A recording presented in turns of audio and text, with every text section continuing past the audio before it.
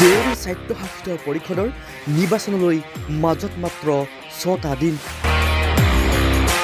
নিৰ্বাচনৰ বাবে তৎপৰ হৈ পৰিছে শাসনাধিষ্ঠ বিজেপি দলৰ প্ৰাৰ্থীসকল।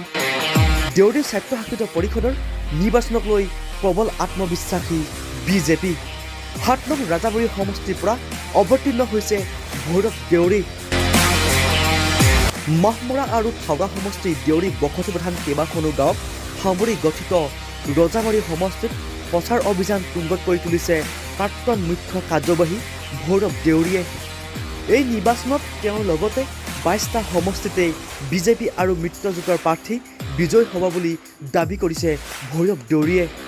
আমাৰ দেউৰী স্বায়ত্তশাসিত পৰিষদৰ ৭ নং ৰজাবাৰী সমষ্টিৰ পৰা মই প্ৰতিদ্বন্দ্বিতা কৰিছোঁ ভৈৰৱ দেউৰী। গতিকে আমাৰ নিৰ্বাচনৰ কাৰ্যসূচী ইতিমধ্যে চলি আছে।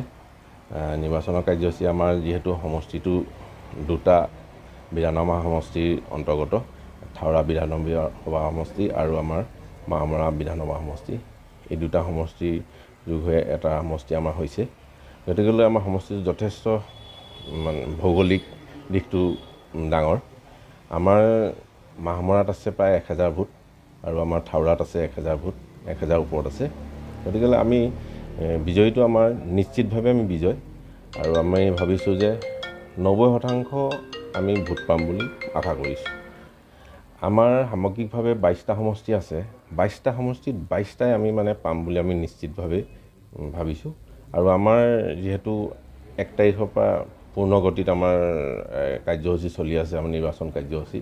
আমাৰ দল, আমাৰ যিসকল যুৱ মৰ্চাৰ পৰা আদি কৰি সকলো মৰ্চা আৰু আমাৰ প্ৰেৰণ বডি, আমাৰ মাননীয় ডক্টৰ হিমন্ত বিশ্ব শৰ্মা ডাঙৰীয়াৰ নেতৃত্বত যিখন চৰকাৰ, যি উন্নয়নৰ যি উদগীৰণ হৈছে, এই উদগীৰণক দেখি মানুহে সকলোৱে আজিৰ দিনত এটা আদৰ্শৰ সৃষ্টি হৈছে, যেতিয়া সকলো মানুহ উদুলি মুদুলি হৈ নিৰ্বাচনত ওলাই আহিছে।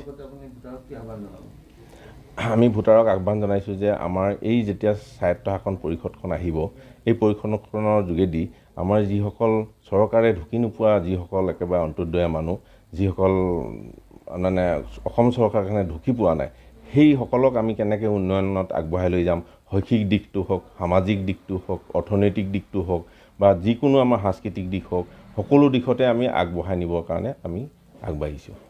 আমি ২০১০ চনৰ পৰা ২০১৬ত আছিলোঁ, আৰু